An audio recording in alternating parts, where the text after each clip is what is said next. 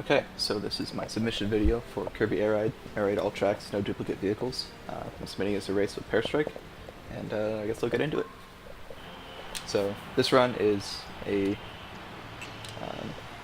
run of Kirby Air Ride where you complete time attack of all 9 courses in Air Ride mode as fast as possible with the added restriction that you do not use any vehicle more than once. And the cool part about that restriction is that it opens up a lot of diversity for a lot of the vehicles, that even if they're not S-tier vehicles in terms of the raw speed, it allows us to use vehicles to their strengths. So like we pick certain vehicles for different courses because, for example, on this course, Bulk Star, this vehicle isn't the fastest vehicle. Wheelie Scooter is the fastest here, because Wheelie Scooter is the fastest just about everywhere. But this is the second fastest vehicle here, despite being one of the slowest on most other courses, just because it plays to its strength, which one of the strengths, or the thing that we're using here, the kind of mechanic that we're using is, the way this vehicle works is it doesn't move unless it is releasing charge, and it goes from about 0 to 60 if you're stopped from a full charge, but if you go off of a jump with full charge, then you'll gain speed as you fall, and like the speed that it gains from from like releasing boost is fairly linear. Like it doesn't matter how fast you're going to begin with. It just like adds 60 kilometers an hour.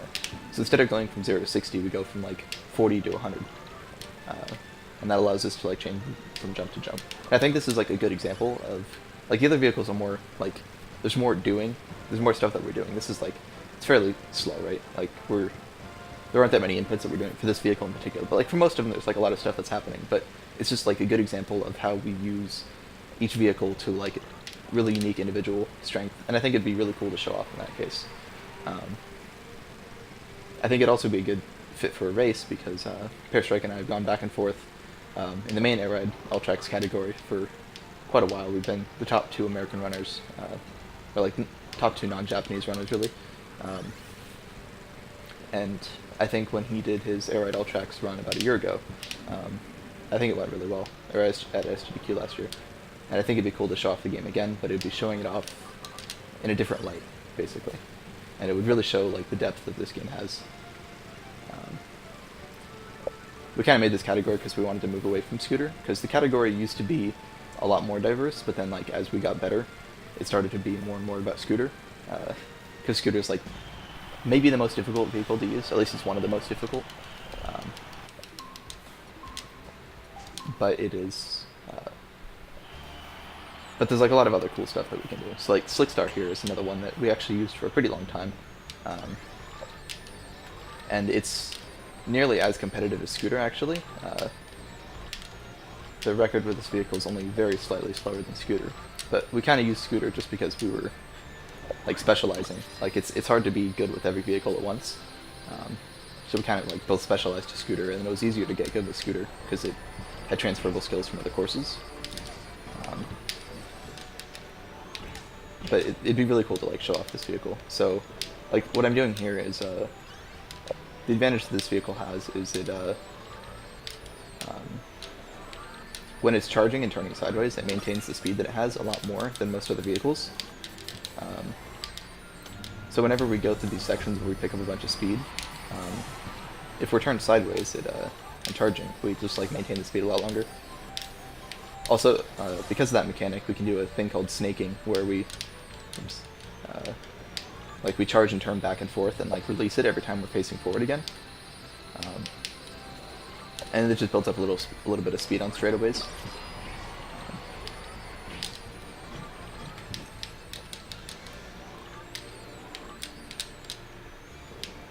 Outside of that, like specifically releasing a boost right before we go off a jump, so that we get that speed boost like while we're in the air. That was unintended. It's actually kind of bad, but it's okay.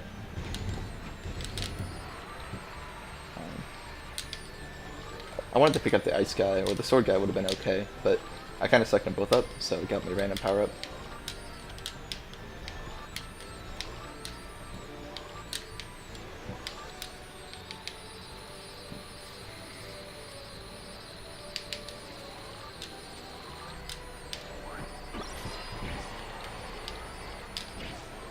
The way that we got out of this category, basically, is we we went from the Japanese individual level leaderboards where they keep track of time attack records for every vehicle for every course, and we kind of like looked at which vehicles are strong in certain places and kind of decided from there. So like, for example, Bulkstar is really good on Nebula Belt, but not very good everywhere else. So, well, it's the best place for it. And then Wheelie Scooter saves the most time, even though like it's the fastest vehicle overall. It saves the most time over other options on Checker Nights because it's a really long course. So like, basically we have a limited use of like the strongest vehicle, so we're going to use it in the place that it matters the most. And then similar thing is true with like the other top vehicles like Jet and Rocket Star, and also Slick Stars. Like Slick is it's a pretty top vehicle, even though like it's probably like 4th vehicle or so. But we had to pick it in the place that was like the best. So on top of both of us already knowing Slick Celestial Valley, it like outside of Scooter, there's not really any other option that's close for good vehicles there. There's like Jetstar is like several seconds off, but similar to Scooter, we're using Jet elsewhere. And then like when you start getting down to like the A and B tier vehicles, we'd be losing like 15 seconds or more to use them there. What I'm doing here is Sky Sands. We're using a B tier vehicle called the Wheelie Bike.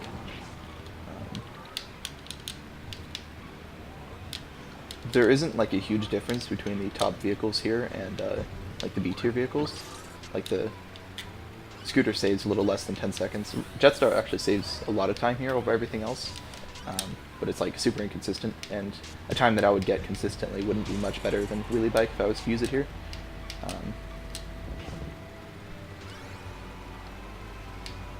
So we end up just kind of going with one of the next best options.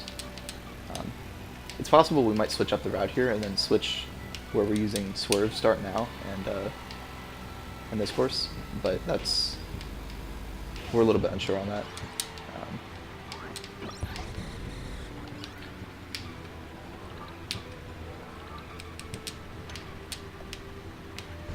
The main thing about this vehicle is that that was unintended and not great, but it's probably not that big of a deal actually. Actually, it was that big of a deal. This is awful. So there is a little bit of randomness in this game for like how the enemies move. I don't think it's technically random, but it goes heavily based on your position to the point that it's sometimes pretty unmanipulatable. And when I went to suck up 1, I just kind of sucked up 2. I probably could have like avoided it and gotten 1, but that was a mistake anyway. So here we have Checker Nights with Wheelie Scooter, the fastest vehicle because of the couple glitches known as spin dashes and then wall slides and I think we call this charge sliding. Is that right?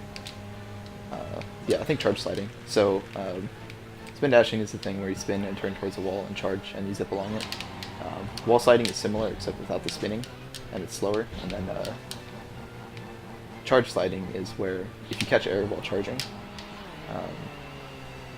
and continue to charge, then like when you land, you'll maintain speed for a lot longer than usual for some reason. So you can see it here, there's like a little bump on the ground that I'm going to run over. I caught air for a moment, and then I'm just going to like stack up all these booster speeds and just kind of carry them along, like all the way down that hallway. And that's probably like the single biggest reason why Scooter saves so much time on this course, outside of just being pretty quick otherwise.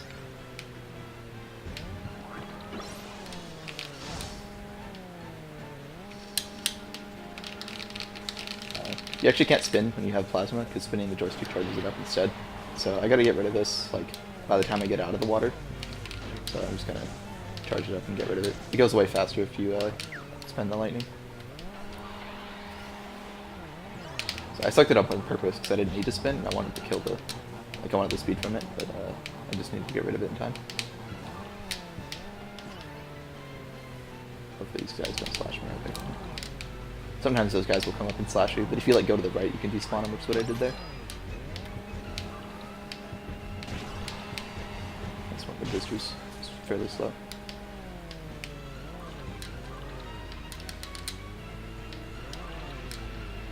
Ooh, that was almost really bad. If you suck up one of those wheel guys, it's pretty slow.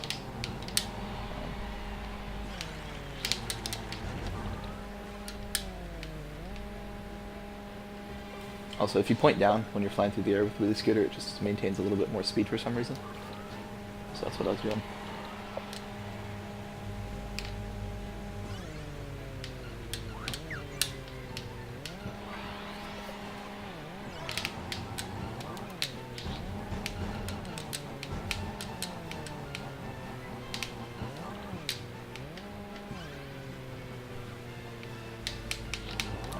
Oh, that worked. Cool.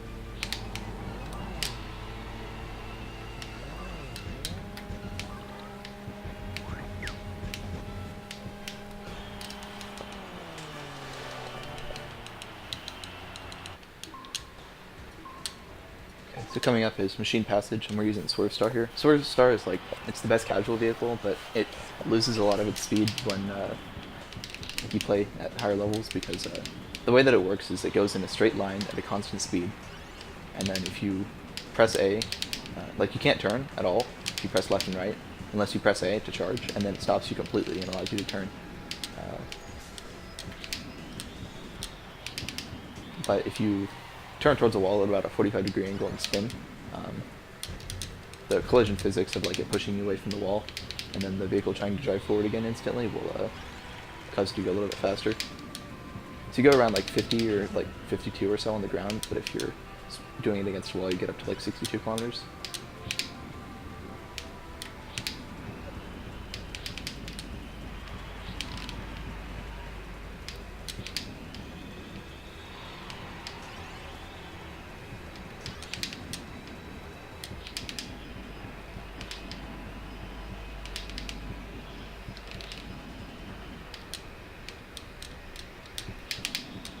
So it looks like fairly basic here, but we actually we plan out exactly where we're going to use each spin and like how we're going to angle against the walls and stuff like that. So like we take that angle really tight, but then it lines us up well for the 45-degree angle for the wall after that. I start that spin early, because if I don't, then like if I hit that, or I would hit that plasma guy and like take damage, which would just be slow. These paddles are on a cycle, but it doesn't really matter. Like if you hit them, you just kind of go right around them. I messed up a little bit, so I gotta go down here.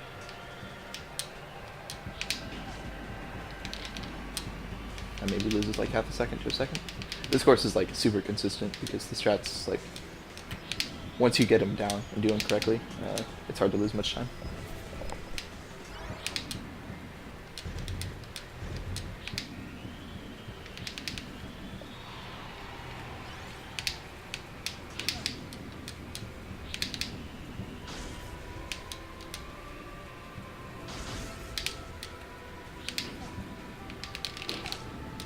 Big problem with these plasmas is just like how Scooter you can't spin if you suck at plasma. It's the same thing with Swerve. You need to spin to get that wall speed. So I really tried to avoid getting the plasmas there. This is Jetstar. This is like one of the other S tier vehicles. The cool thing about this vehicle is every time you catch air, it gives you a slight speed boost. So if you catch air, like normally you lose speed pretty quickly. But if you drop to the ground, you maintain it a lot longer. So you can really be able to see that. So right here I'll get air, and then like it'll slow down pretty quick compared to when I'm on the ground. It maintains a lot longer. And then also when I'm on the ground, I can get more of them. I can like stack them together. So it makes this vehicle have an extremely high like skill cap on some courses.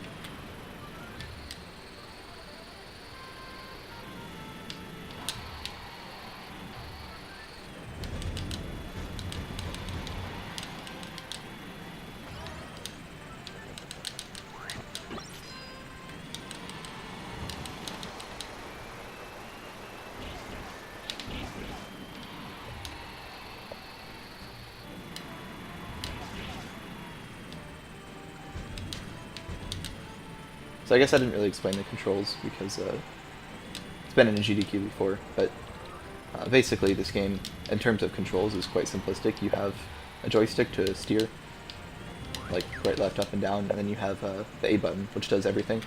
It sucks up enemies, it drops you to the ground, it charges you, which is a break and a boost. It uses some power-ups. And yeah, it does just about everything. Allows you to hit like panels on the ground. But the game does a lot with A button, and like, despite the fact that it's simple on inputs, like the gameplay itself is pretty complicated.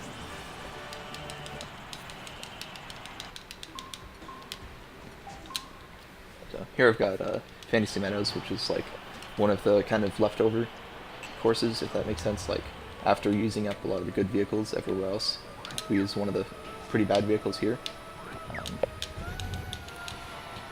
Because there's not a lot of places where this vehicle's fit for. This is like one of the few that it does okay. But it's also the shortest course, so even if it was awful, it wouldn't be that big of a deal.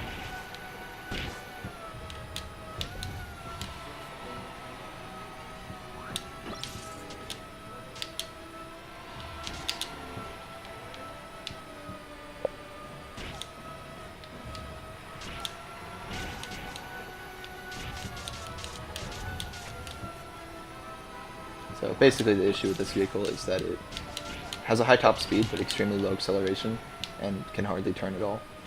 But there isn't too much turning to do on this course, so if you just kind of ride the walls and have them help turn you, then it's okay. Next we got Magmaflows here, which is it's ruled by Rocket Star, like nothing else comes close.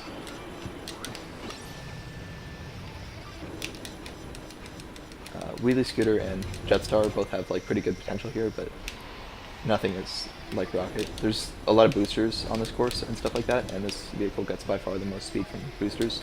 So I didn't mean to skip that rail, but it's okay. And it also gets the most boost from killing enemies and stuff, which there's a lot of enemies to kill.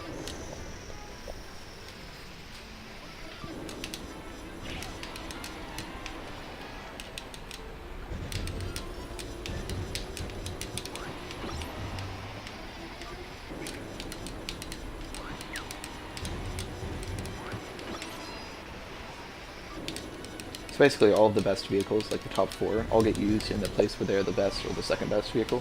So in this case, on Magma, Rocket is by far the best. Scooter is by far the best on Checker Knights, and then Jetstar is only slightly worse than Scooter on Celestial Valley. Probably has the potential to be better, although it's more difficult. And the only other thing that it's comparing to is Scooter. And then Slickstar is the best on Frozen Hillside, only comparing to Scooter. So if you take Scooter out of the equation, because it's good virtually everywhere, the other 3 are all like on the course that they're by far the best at. And then the other 5 courses just kind of get filled in by various other low tier vehicles. Something I didn't mention is this rail here moves on a cycle. So the middle path is the fastest to get. I barely missed the cycle because I messed up on lap 2 a little bit. But if I can get the middle cycle every lap, it's okay. The right cycle, like the right lane, isn't too bad, but middle's the best. And then if you go a little bit too fast, you can end up in the left lane, which is extremely slow and dangerous because you can get a bird. Although there's a way you can like avoid it. And then also, if you go extremely slowly, you might end up over there. Yeah. Last up is Beanstalk Park, or Airborne is the Japanese name. We're using Turbostar here, which is probably the weirdest vehicle in the game. It just is really wonky to drive. Like, it turns faster the slower you're going. It charges faster the more you turn from the direction you're facing. It like, when it goes into the air, it gains height for a little bit and then like drops height. So if you're so like if you catch air, then you point downwards, then it will use that like upwards height to move you forward instead, which is like just a really weird interaction. It's just a weird vehicle overall, but it's pretty good here. It's like a solid beer 2 vehicle. It's pretty good on most courses. It's got a decent boost, gets a decent amount of speed from enemies. Oops, that was bad. On this course, there's like these rails here. The left 2 rails make you move at a higher speed, but the path is so much longer that it's faster to take the right 2 rails. But we stay on the left 2 rails at the beginning, just because you move faster for a little bit, and then we switch over to the right rails. Okay. This windmill here, if it sucks you up, you get taken on like a different path. It's on a cycle, but it's kind of hard to predict the cycle because it's on a like pretty short like total length between the pickups. So you kind of just have to like get to it and react. You can kind of like predict it on the first lap, and maybe on the second lap if you're like really consistent. But also, it can only pick up one thing at a time. So if it picks up one of the AI, like one of the enemies instead of you, then it's fine. Like you can count on that reliably.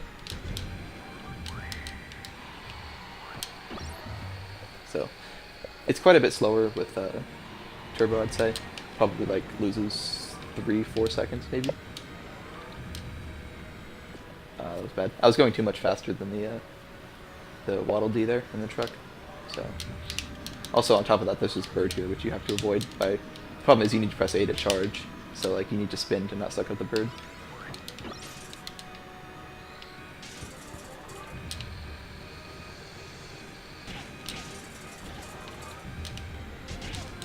So this is the last course, so once I cross the finish line, it'll be time.